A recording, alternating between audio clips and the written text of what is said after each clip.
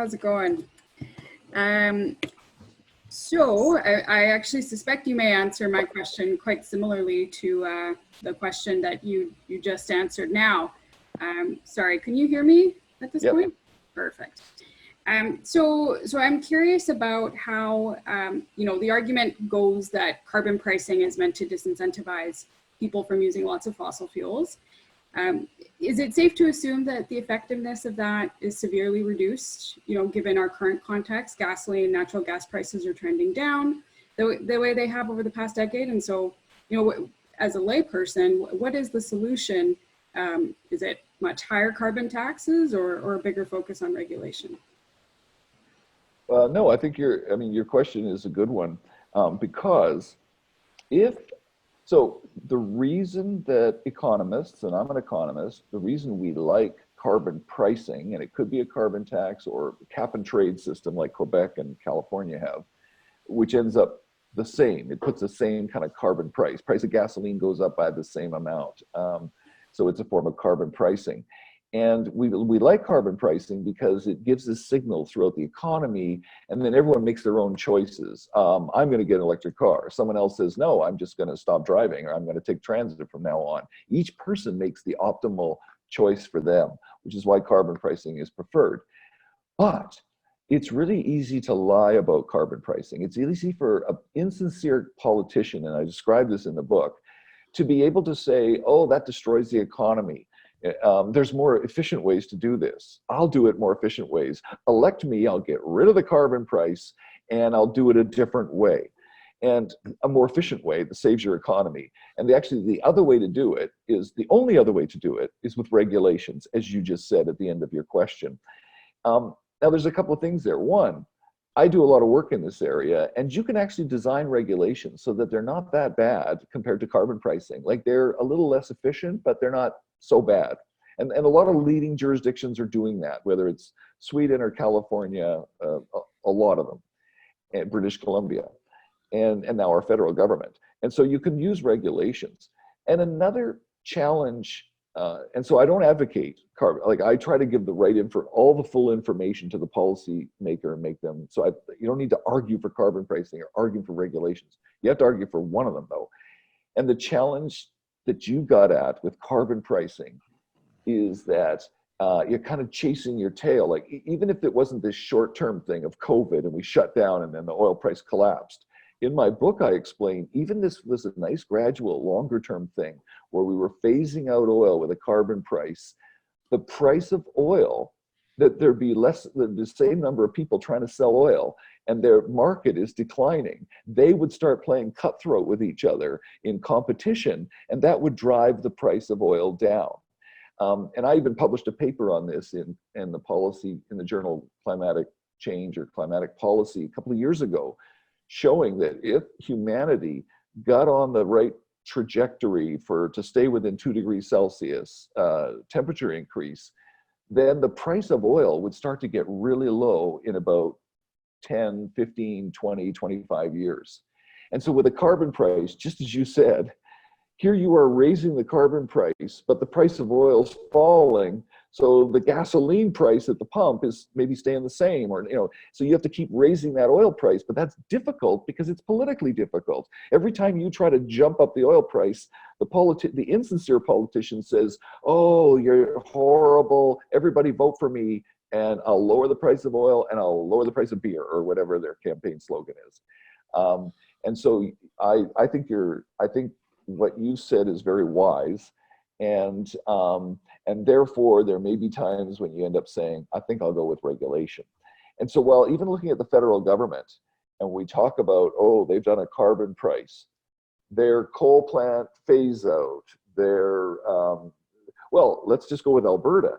Rachel Notley put in a carbon price. Our analysis showed that it would only do a tiny percentage of the emission reductions compared to her regulation to phase out coal plants, her regulation proposed for methane regs, and her tightening of the regulation on industry, the emissions intensive industries, those things. And yet she paid a very big political price for just this tiny increase in a carbon price that would have had almost no effect on the price of gasoline. So these are the kind of political trade-offs. I think your question's really dead on that sense. Great, thank you. So next up, we have Calgary emergency physician, Dr. Joe Vipond, and I should also mention he's a co-chair of the Climate Hub and a good friend. Go for it, Joe. I'm muting myself. Hey, Mark. Thanks for joining us. I hope you found this fun. From a Calgary perspective, it's really great to have somebody who has such a good climate brain on their shoulders speak to us. So I guess going back to the carbon pricing, because I know you've been a carbon pricing pessimist for many years, and I think you've just mentioned that it hasn't worked politically for Alberta. But it seems to be working politically for federally. I know we're always just one election away from losing it if the Conservatives get into power. But yet the last election climate seemed to be very high up on the agenda, and with over 60% of Canadians supporting a party that supports carbon pricing, it almost feels like federally that battle is won. Do you have any changes in your opinion on carbon pricing in view of that, the politics of today, or are you still concerned that it's a politically inefficient way of getting things done? Yeah, so I'm not convinced either way. I actually push back when my economist colleagues tell politicians that carbon pricing is essential. And it's not. So I think it's important to be honest about that. And I know you're not saying that, but I've run into that. We had this thing called the Eco-Fiscal Commission in Canada for 5 years, and they were singular policy. And I was trying to say, that's not even what's the driving policy in Scandinavia. Are you hearing me all right? Mm-hmm. Joe? Yeah. Oh, you're hearing me all right? Yeah. Okay, good. Sorry, you just had a look on your face that made me nervous. I was just going to ask a follow-up, so I was typing a little note saying I was going to ask a follow-up, but I'll wait for you to finish. Okay, and then yes, cut back in. And so what the point I'm getting is, what is your driving policy?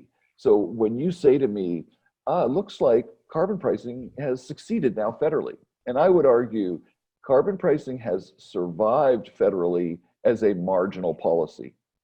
So when I and my modelers model the federal policies and take out the carbon pricing, it's not, the emission reductions that are driven by federal policies happen anyway, or almost all of them happen.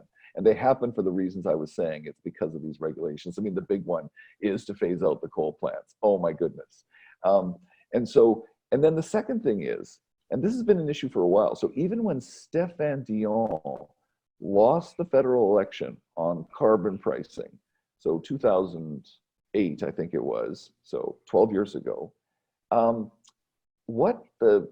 I've advised governments for a long time. I cross paths a fair bit with people who do surveys for political purposes. And what they're not interested in whether 60% of Canadians or 50% of Canadians support carbon pricing. They're interested in 2 to 3% of Canadians in the key swing ridings who might be willing to vote single issue. So a lot of people do vote single issue. Like they'll say, I don't like car insurance, I'm going to vote against this government. Or I don't like the carbon tax, it's punitive of me. I live in the 905, the suburban area of Toronto. I've got to drive the kids to soccer and so on. The Conservatives have promised me if they win this election, they'll get rid of that carbon tax and they'll still achieve the climate objectives. And so all I'm saying is, I would not come to the conclusion that you tentatively seem to present, which is that the battle's won federally.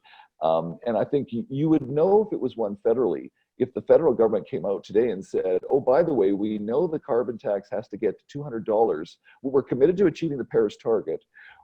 So we know it has to get to over $200 per ton of CO2. That's a big increase in the price of gasoline from where it would have been over the next 8 or 9 years.